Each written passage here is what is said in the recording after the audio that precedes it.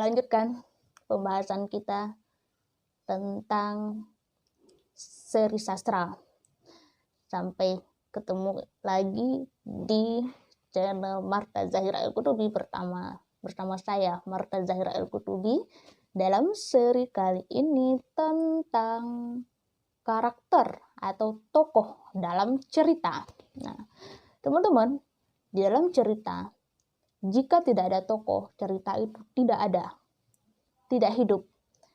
Karena yang kita ceritakan itu adalah si tokohnya, perjalanan hidup tokohnya, dan juga bagaimana tokohnya hidup.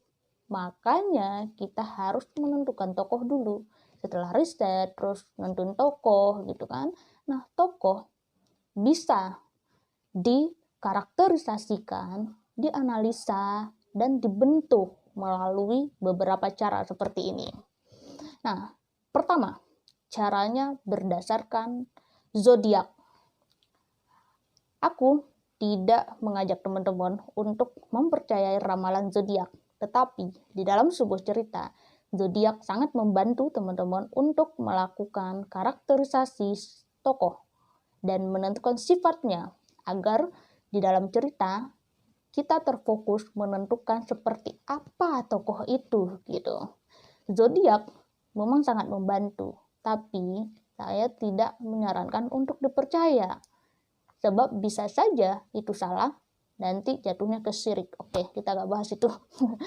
Dan aku hanya menyarankan melalui zodiak, karena berdasarkan tanggal lahir, kita bisa lihat di zodiak dan juga menentukan tokoh berdasarkan zodiaknya.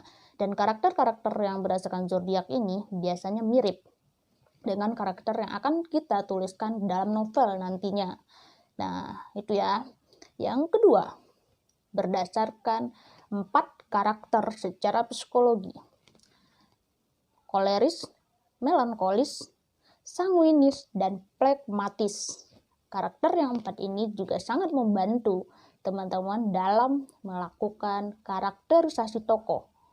Dan karakterisasi tokoh ini berguna untuk menentukan, misalkan saya contohkan koleris. Orang koleris itu kecenderungan keras kepala, suka benar sendiri, egois, dan sifatnya yang positifnya adalah pantang menyerah. Dia selalu optimis gitu. Nah, satu lagi orang plekmatis, sangat berlawanan dengan koleris.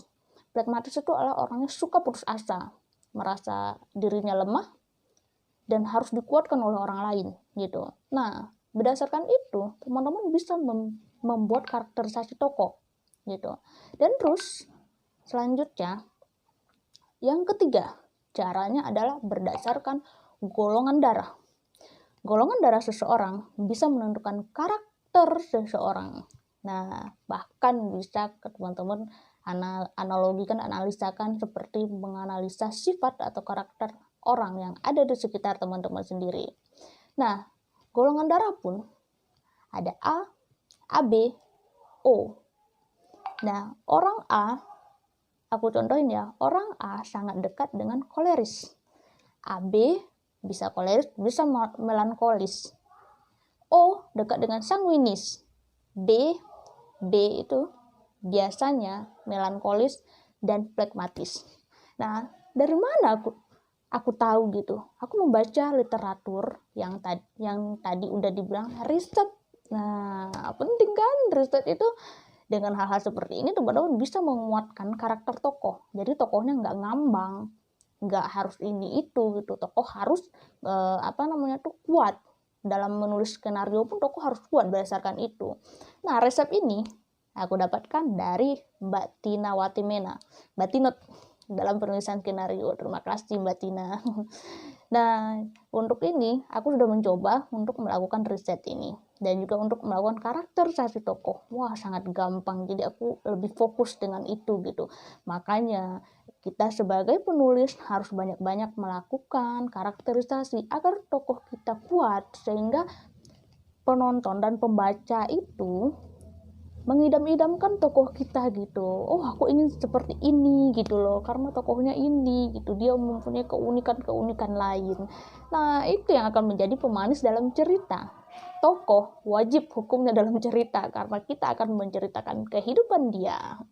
Oke, jangan lupa di subscribe, like, dan komen ya.